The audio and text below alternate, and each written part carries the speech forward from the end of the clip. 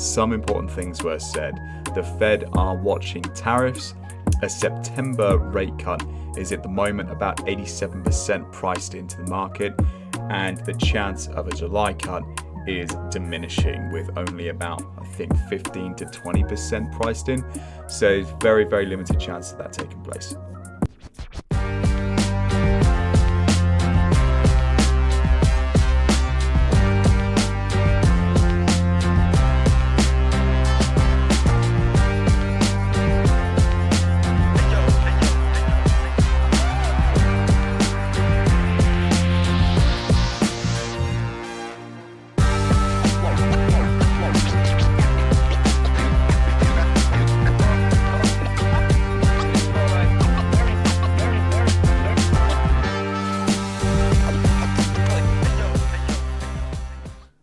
Good afternoon, ladies and gentlemen, and welcome to today's Markets Now session on the 25th of June 2025. Hey there, Matthew. Good to see you, buddy. So, yeah, today, what does it have in store for us? Now, in terms of the Econ, of course, not a lot going on. We do have the second edition of Fed Chair Powell's testimony out at 3 p.m. today. It was a pretty big one yesterday. It didn't really cause too much market volatility, but some important things were said. The Fed are watching tariffs. A September rate cut is at the moment about 87% priced into the market, and the chance of a July cut is diminishing with only about, I think, 15 to 20% priced in. So it's very, very limited chance of that taking place. Now, I think that's absolutely spot on. That data comes from the Fed Market Watch tool on the CMD platform, and I don't think it's wrong. I think it's right on the money, especially after what Chair Powell's been saying. The Fed at the moment are incredibly cautious about their monetary policy stance because of the fact of the president and what he's doing with trade. So it's something that has to be watched very closely, and the rest of the central bankers around the world also are paying very, very close attention to this. So it'll be interesting to see what Fed Chair Powell has to say this afternoon as well. I will be watching that one very closely to see what comes out from it, see if there's any more sort of key markers or anything like that we need to be aware of as traders. And of course, I will relay that information onto you at the earliest convenience. Apart from that, though, there isn't anything else in terms of Econ out today. We have a clear sheet right the way through until tomorrow, where we have the US durable goods orders and the GDP growth rate, which is the quarter-on-quarter final as well. And then, of course, on Friday, which is the highlight really of the economic events, and that's the core PCE price index, but it is the monthly figure. Probably not going to get too much of a nudge out of that one. And then that marks the last week of Q2. We have the end of Q2 officially on Monday, and as that is the end of June. But this is the last mega week. So Monday will be like the Monday. Well, we don't know how Monday's going to go at the moment, but Monday is going to be hopefully a good day to finish Q2. But see what we can do. We're not even out the other side of Wednesday yet. So we'll see what we can do this week as well. Now, what we're going to do today, first of all, is we're going to do some housekeeping, and to appreciate this is a public event, and so therefore have the people who watch this after the stream has been uploaded and stuff aren't going to obviously have previous access to all the positions that we did have on, but I am going to do the housekeeping because it is a requirement of what we've got going on at the moment in conjunction with where the market is. Now, if we go over here to the 15-minute time frames, you're going to see that things have bounced back quite significantly. USD yen, for example, has actually had quite the rally over the course of the last day and a half. So if we start from down there at the beginning of the move to the point up there, that is a 0.83% rally, 120 pips long in USD yen, which has come directly away from the breaker structure for our potential short that we had in place. So what we need to do now is we need to go here and we need to delete. Now, I've already done this on the terminal, but you guys need to do it as well. If you did have pending orders set up in the USD yen short from yesterday's session, please remove them. We are far, far away from that taking place now. In terms of the USD CAD, very similar thing here as well. We had the complete reversal yesterday following the afternoon event, and currently trading at 137.38. We are a million miles away from our entry down there at the breaker structure point. No need to have that in anymore as well, so you can delete that one as well, please. And that one's coming straight off of the fund. Now, cable was not removed, and it is not removed.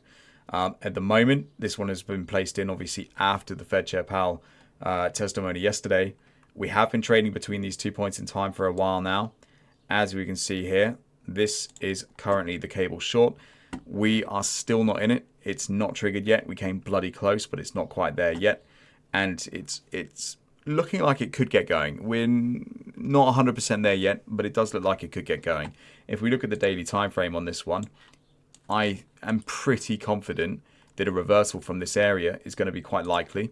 I think, we've seen these areas before.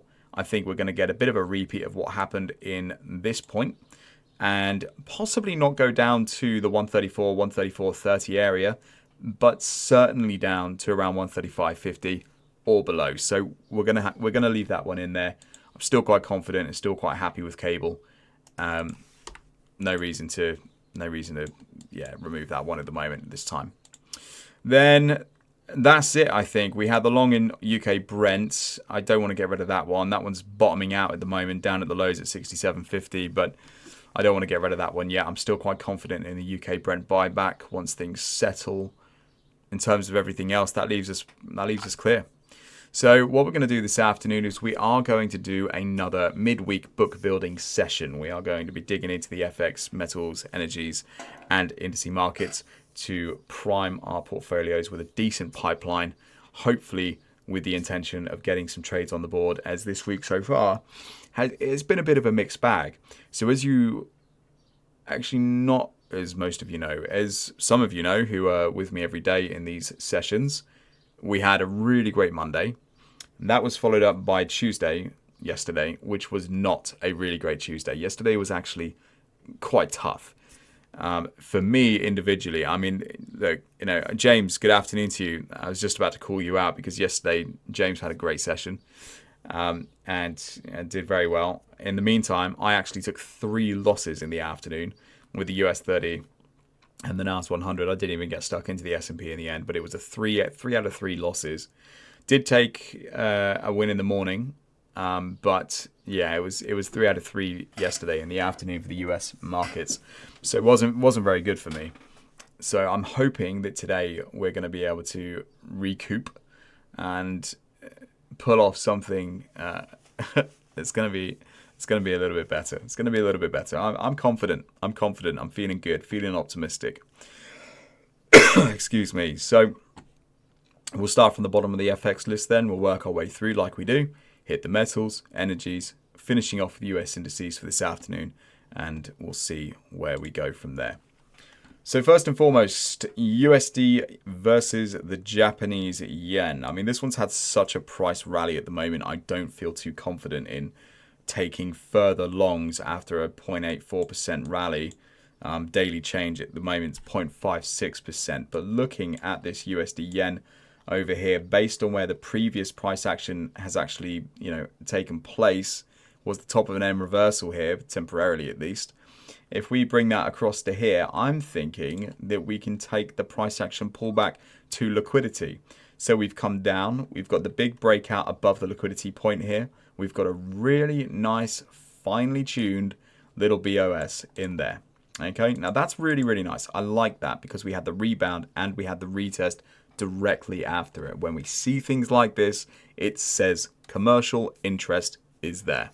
So maybe a breaker structure below here for a trade idea back down to 145.36-ish makes sense. I, as a result of that, am indeed going to be putting in a pending about there at 0.25% risk with the stop loss there. However, there is a stipulation behind this. In approximately, what time we are now? 20 to 2. In an hour and 40 minutes, in an hour and 20 minutes, sorry. In an hour and 20 minutes, we have the second edition of Fed Chair Powell's testimony. I don't want to be in any USD assets before that, apart from USD stocks. Okay, so US 30, NAS, S&P. This is exactly the same risk strategy that we engaged in yesterday.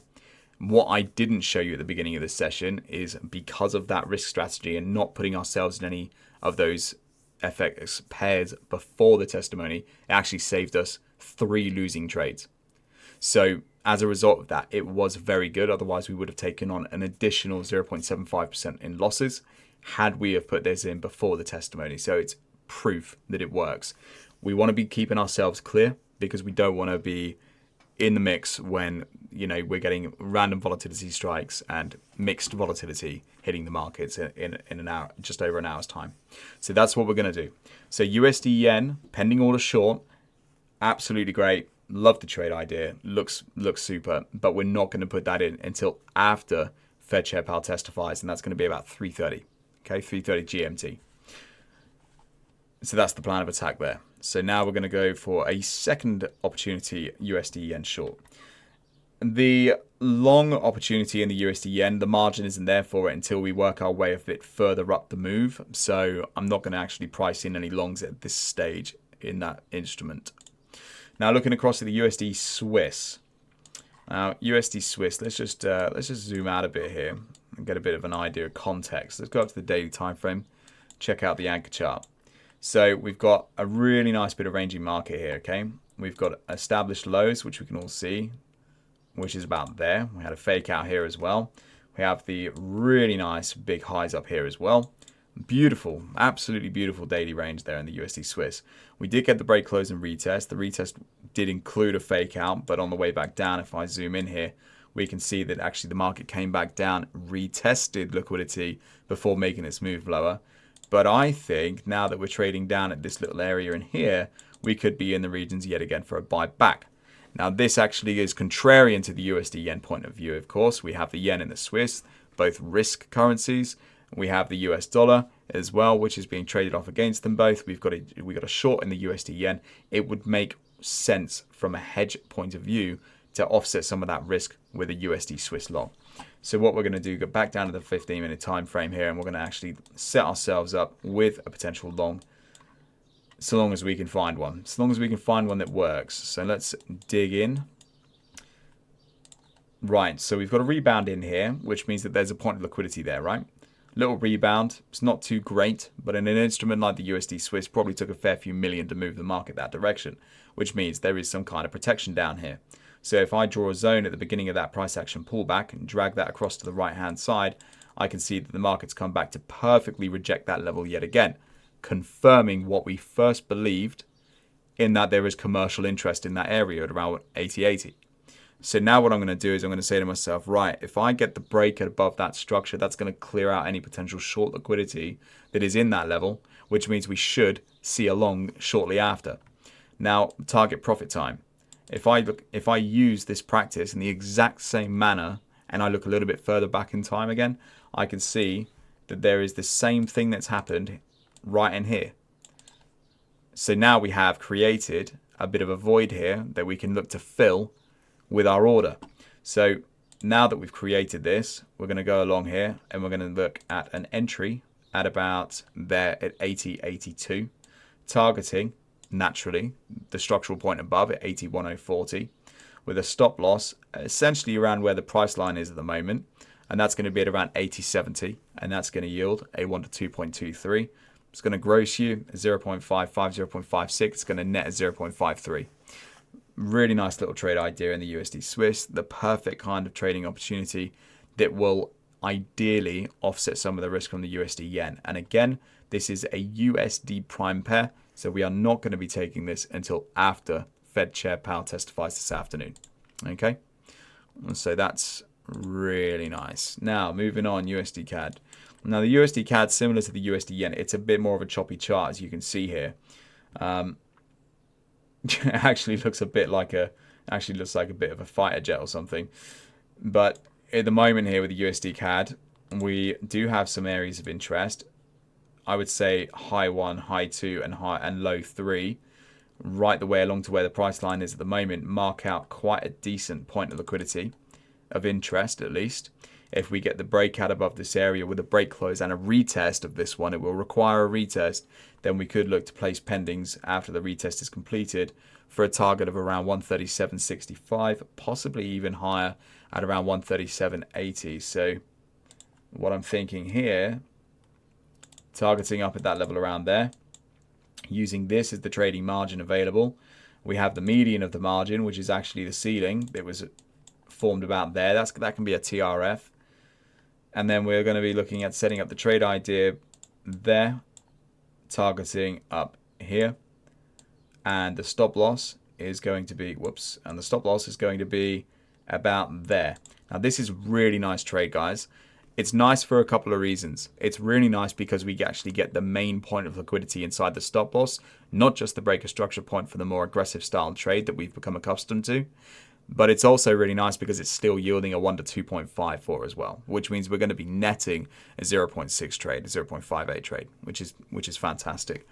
So that's also looking really nice. Now there are a couple of stipulations to this. Okay, the USD CAD only works following a breakout, a close above that point of liquidity, the retest of the point of liquidity. So we need to see the price action drop back down into where the money is, and then the continuation.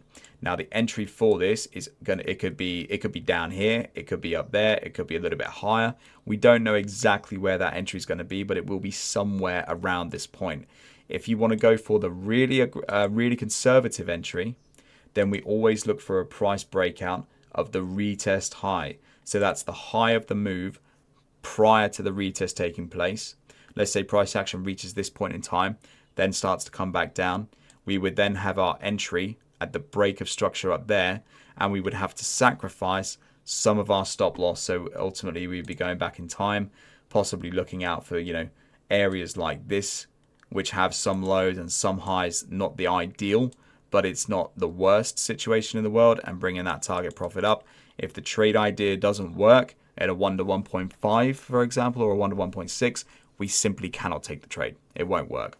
You do have the availability of taking the trade idea with the stop loss in the middle of liquidity here and using the beginning of the move as your point of liquidity then, because if you think about it, right, once the market comes down and continues, that becomes the new low. So you can have your stop loss underneath there, and it doesn't break any rules, but it is aggressive. It is the aggressive stance to this trade. You have an increased inherent chance of the trade being stopped out ultimately. So you have to just be, wide aware of that. So that's the USD CAD setup. Now that, like I say, some stipulations behind it. Of course, we have to wait until afternoon as well. 3:30 p.m. GMT is going to be where we're really looking to get involved with that one. But I don't think the break, close, and retest will be done at that point anyway. James states here that he has the UC at a daily level. Well, if we look at the daily time frame, right, this area in here is the daily level. So you're absolutely right. Okay, we've got the highs. Hang on a minute. Where's there we go. So we've got the highs here. And if we break through the structure, we're breaking through the daily high. So yeah, it's not too flimsy. I wouldn't say it's too flimsy. I think you've called it right. But if we break through that high and we get going, that's gonna be the big daily breaker structure, in which case we'll see the price rally back up towards the major previous daily high. The one to the left I'm referring to. Oh, what? You're talking about? What, this one? This one here? That one? Yeah. Yeah. Yeah. How much of a margin is that through? So if we've got the daily level there and we have what we're looking at, a 19 pip trade through it, I think we'll be all right. I think we'll be all right. If we look at this level, that is also could be construed as a point of liquidity there as well. It's a difficult one, isn't it? That's definitely one of the ones. We don't know where that's coming to though, because if we zoom right out, is everybody taking a mental note? Hang on a minute. Actually, wait. Before I start messing around with the chart, let me download it and then send it in so everybody has access to it. because I don't want to go and delete anything and then, of course, not have access to the damn thing. So what we're going to do is download that one quickly and send that one in to you guys. USD CAD. There you go. Right, so that's that.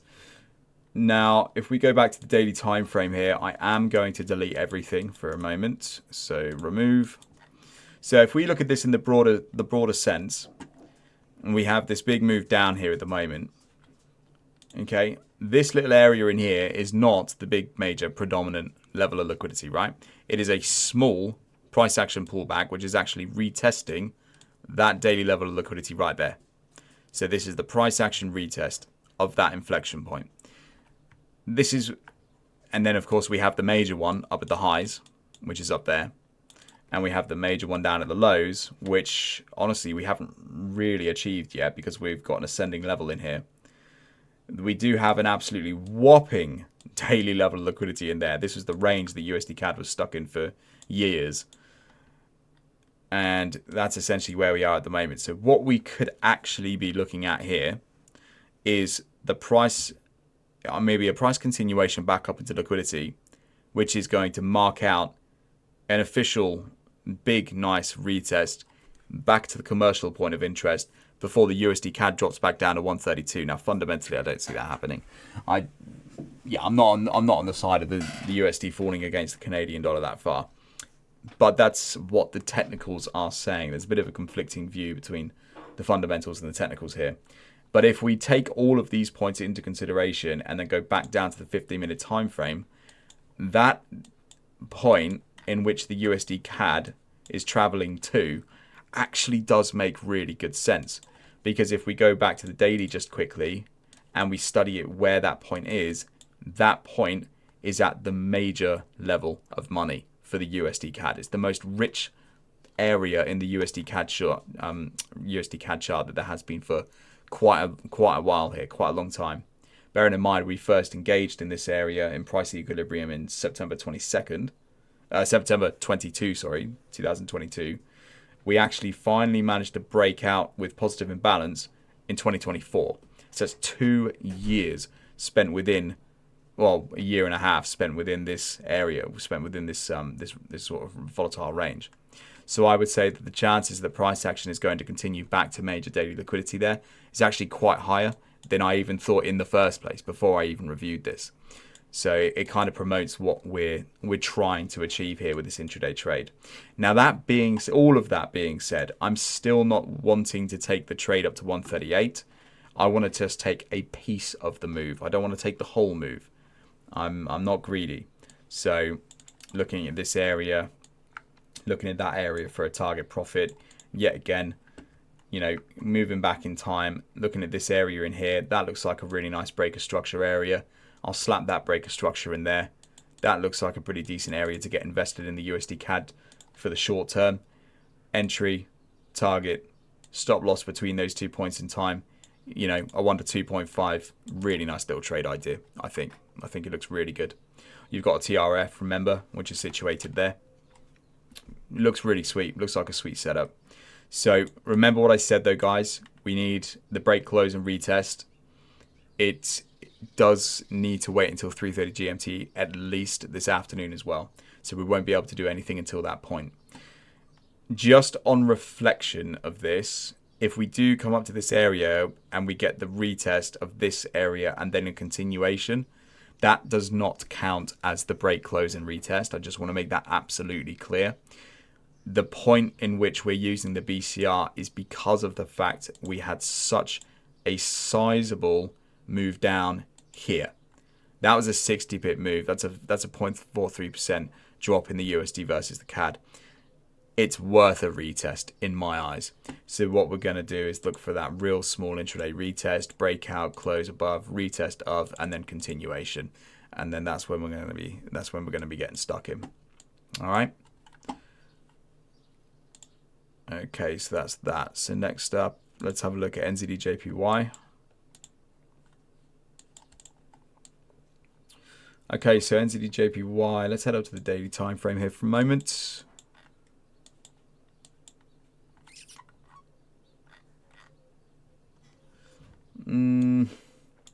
Not completely sold on this one. We've got a nice ascending level in there. Really nice ceiling above. What's the margin saying? Let's have a look at the 15. Right. Yeah, put that up to there, which is where it's worth. Yeah, I would say that. I mean, that's a sizable margin, isn't it? Certainly a sizable margin. We got big liquidity above here. Really big point of inflection. Look how much commercial interest was in there. Right, huge sweeping move. So we know that there's whales coming into the market in and around this area. It's happened multiple times in the past. So I'm thinking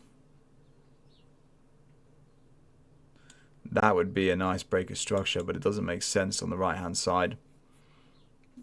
Can we clear that? Maybe have this there instead. I think that looks quite a nice one, because then we'll be clearing out the highs of this move anyway there.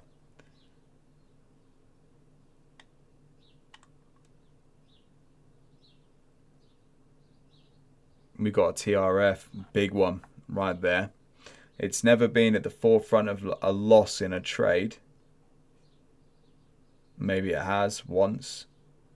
Most of the other times, though, the market has done well to pass through without stopping us out. If we go on the proviso of an entry here with our stop losses at 87.60. So let's map this out. Let's map this out and see what we're dealing with here. So we're going to look at a TP, which is going to have to be at an approximate location with the possibility of being edited. The reason being, if the market drops down here, our target profit is going to be at 87.025. If it takes a couple of days to target, it's going to be 87. So we have to be quite adaptable with these, trading to an ascending level like this. It's never exact math like trading to a point of liquidity or whatever. I think the NZD versus the Yen's got legs. I am happy to consider this one for sure, based on previous evidence, the study of the commercial whereabouts. We know where the major points of inflection are. And I think a rejection from here probably once, twice, maybe even 3 more times before positive balance is confirmed is a likely outcome. And that stop loss is looking pretty loose, to be fair. So because this is coming from the low, not the high. So when we come from the high, we've got that area there. When we come from the high, we've got this area in here and that area in there. Obviously, we're not going to have a stop loss up there, so that's kind of null and void. So let's say as long as we can beat this level, we're okay, which means we can have that there at a 1 to 2.2. Okay, so now we've got a well-defined risk profiled position in the NZD JPY. You can punch the numbers in on that one ASAP. It's not going to have much of an impact from Fed Chair Powell this afternoon. The target profit on the first edition of this trade idea is going to be set at 87.046. Now, of course, I send all of these trade ideas out to you anyway, so you will have access to those shortly. But for now, we're gonna run with 87.046. Now, over the course of the next 24 hours, if it wanes, price action continues to trade between these 2 points in time, we get a failed breakout, or whatever. We're gonna have to revise that target profit, probably bring that up a little bit to 87.023. So that 2.44 could be reduced, for a 1 to 2 or whatever, a 1 to 2.1. We just have to see where the market goes. But I do like the NZD JPY. It's looking quite decent. Right, obviously we've got cable. I don't want any more pound, I don't think. Just going to check the GAs. That being said, just going to check the GA quickly. Let's have a check out. Right, daily time frame. Great established structure up at the highs here. Followed up by a big bearish daily candle, which is starting to form. Or we hope it's big bearish from this point of view anyway. We have, I would say that area is actually more of interest to me than the extreme low. This is the highest probability level. Markets come down to this point in time more often than not. We go down to the 50-minute time frame. Now we know where we are. Trading margin in here is absolutely massive. We're not going to look to take all of this. We're going to look to break it down. Now, in an ideal world, we want to be taking the trade idea from the commercial area up here. That's with the commercial players. We're not going to ever be able to be right at the forefront of it, but we can get bloody close. I feel like where we're trading at the moment is probably a little bit lax in terms of where we should be aiming to get an entry from.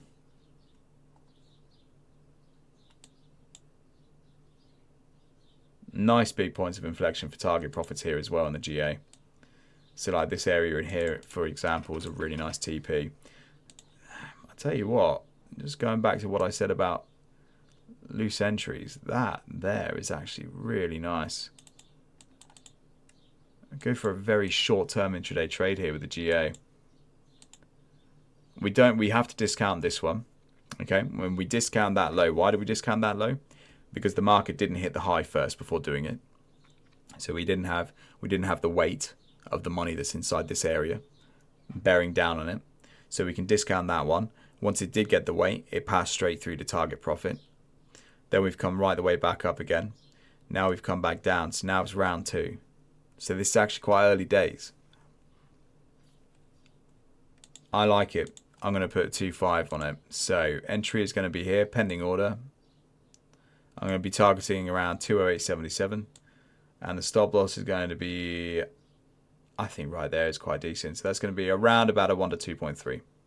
Yeah, round about a 1 to 2.3. Stops at around 209.35. And that's what I'd be thinking about the GA short. Very, very short-term trade. But it does look nice. Right, let's have a look. Euro NZD. So we just took a really nice win in the Euro NZD yesterday. It was executed in the morning. It was done by evening, 9 o'clock something. Euro NZD. Euro NZD at this point in time though. Where are we going? What time are we at? 2:02.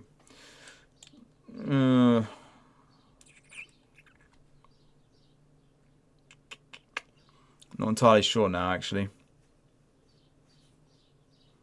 You still got Euro NZD running, have you? Yeah. You certainly got a pennant. See this here. See this here. Move down. So that's quite nice. Just thinking what we're going to do about this, though. That high through there.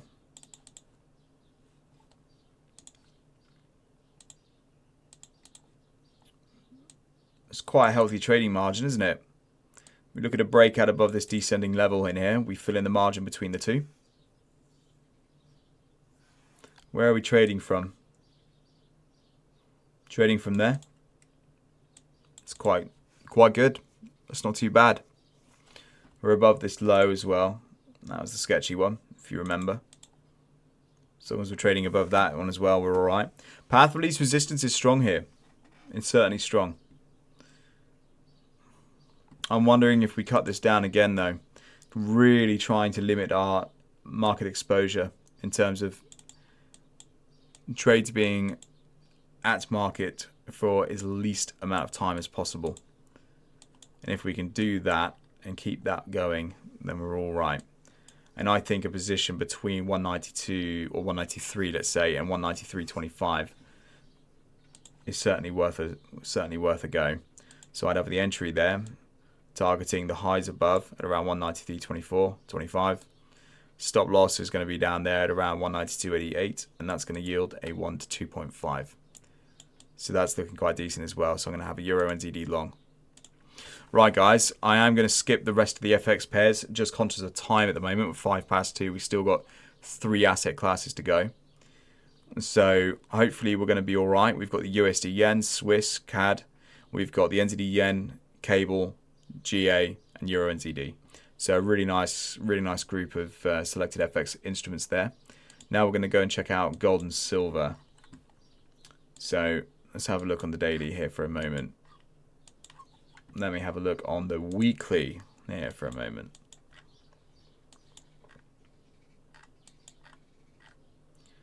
Weekly is looking pretty messy over the course of the last couple of months. Haven't really had any decent consistency from it. Daily time frame shows this in obviously a bit finer detail. Are we going to go back down to that low first? That is the question, isn't it? The golden question, no pun intended. We've got well-established highs. We're not seeing the price try to take out that all-time high at the moment. It's not there. We don't have the right fundamental storm for it.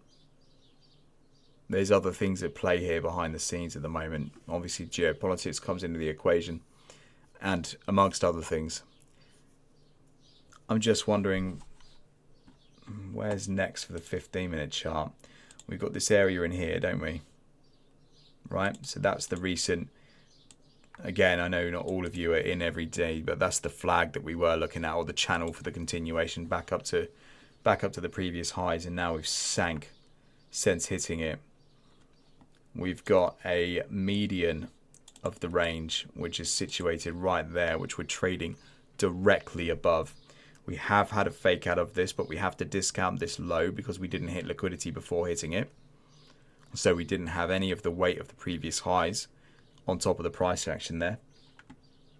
Let's go down to the 15-minute time frame. I think we've taken everything we can from that one for the time being.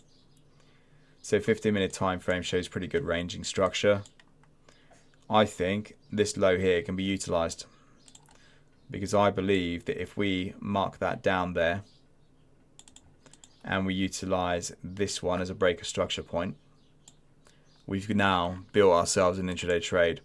The thing is about gold, though, it's quite far away from where we're looking to get involved, and a massive point of liquidity is between there and there. It might be a median, but a median on the daily is going to be big liquidity on a 15-minute chart. You have to think about that.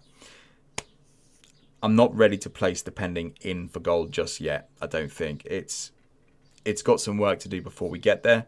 I'm also very curious to see if a safe haven bid starts happening at around 33. I am a bit curious about that.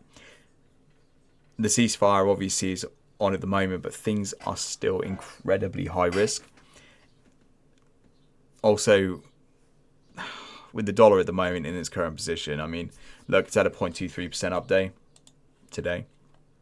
But if we check out the DXY here on the 4-hour time frame, okay, we're not doing well. The DXY is not doing well. The DXY has to do well and trade back up to around 99.20 in order for us to see that decline in gold. Has to. It's non-negotiable, really. Has it got the legs in it to do so? I'm not sure. So I'm going to actually label this one as a purple for, interest at some point. We'll get back to it. Looking at silver markets at the moment, I mean, the recent 15-minute structure on this one looks like Cloud City. It's horrible. Yeah, not very nice. We have a relative point of interest at about here, which means we're currently in a distribution accumulation phase before the continuation of the trend happens. We've also got other liquidity, which actually here sits right there. So the trading margins available in silver at the moment, they're difficult ones. They are certainly difficult. So I don't think there's anything there for us at the moment either, guys. It's got too much work to do before we can be interested in it. But hopefully next couple of days we'll see some more out of that one. Right, energy markets, what time are we at? 2:10. So UK Brent, we've already got long, that's fine. Natural gas is still teetering off at the moment, now trading at 35.14. I am certainly still interested in the longs, but we have got a gap and the gap hasn't been filled. We were talking about the exact same thing this morning from the German 40, the DAX. Gaps will always be filled, it's just a matter of time. So it'd be interesting to see if natural gas drops all the way back down to 344. And then from that point on, we then start to rally again. But at this point in time, I don't see any major trading opportunities. Nothing that I want to be exposed in at this stage. So we're going to let that one sit out as well. Which means we are now approaching US indices. Now,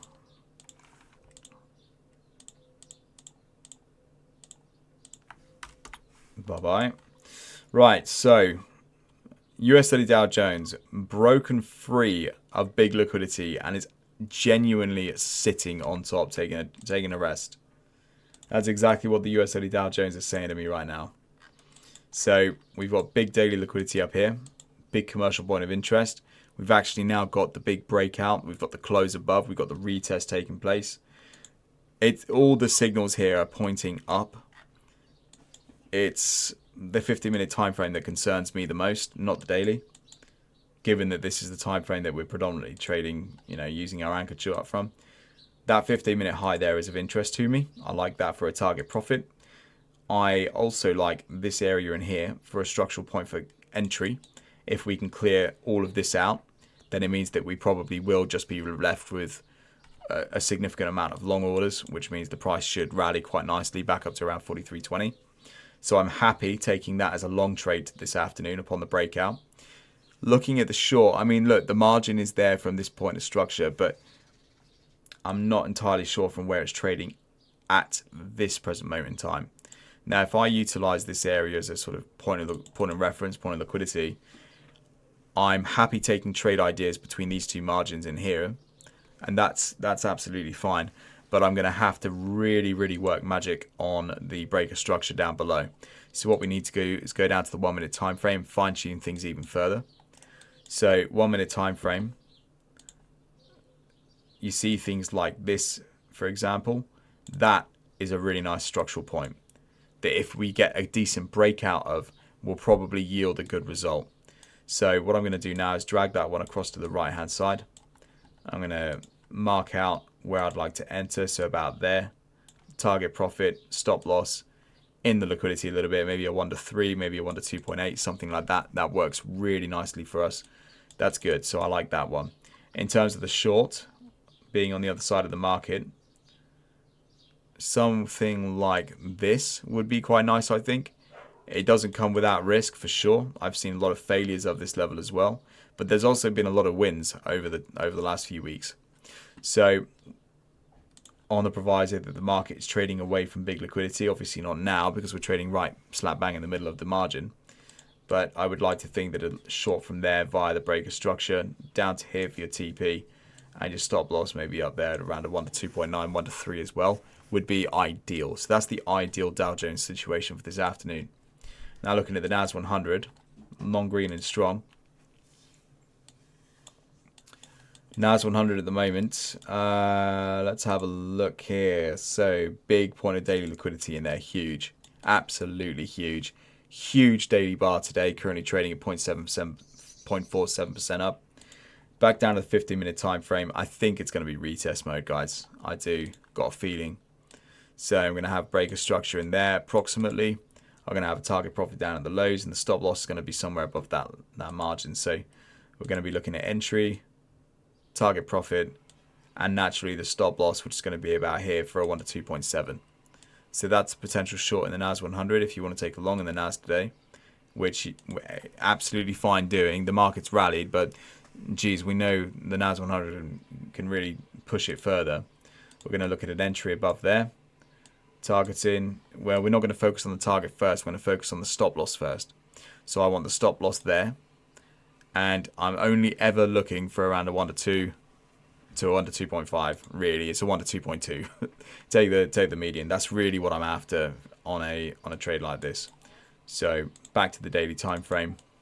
Just double check where we are at the moment. Test the highs, 1, 2, 3. We can see the NAS 100 is trading at an all-time high. We don't have any previous levels to actually use for our analysis in here.